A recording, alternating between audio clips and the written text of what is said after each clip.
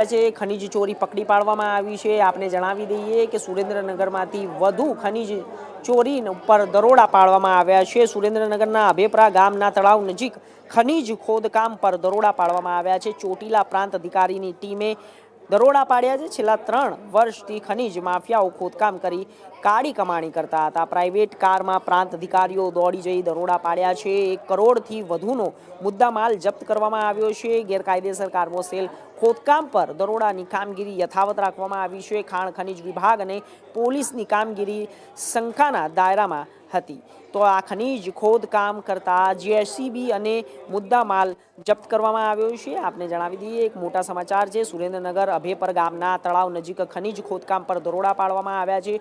ચોટીલા પ્રાંતના અધિકારીની ટીમોએ દરોડા પાડ્યા છે। છેલ્લા 3 વર્ષથી ખનીજ માફિયાઓ ખોદકામ કરીને કાળી કમાણી કરતા હતા।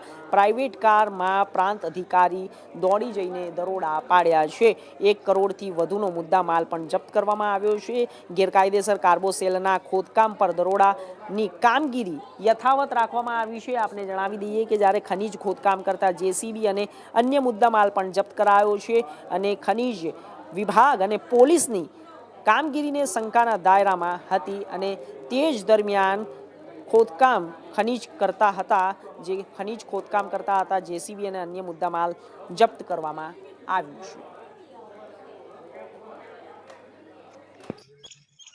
આજ રોજ થાનગઢ તાલુકાના અભેપર ગામે અમારી નાયબ કલેક્ટર પ્રાંત ચોટીલાની ટીમ ને મામલતદાર થાનગઢની સંયુક્ત ટીમ દ્વારા પ્રાઇવેટ ગાડીની અંદર આવી અને અભેપર ગામની બાજુમાં જે તળાવ આવેલું છે તળાવની બાજુમાં જે અંદાજિત 3 એકર સરકારી પડતર જમીન જેનો સર્વે નંબર 4, 115 અને 116 છે ત્યાં મોટા પ્રમાણમાં છેલ્લા લગભગ 3 વર્ષથી ગેરકાયદેસર ખનન પ્રવૃત્તિ ચાલી રહી હતી।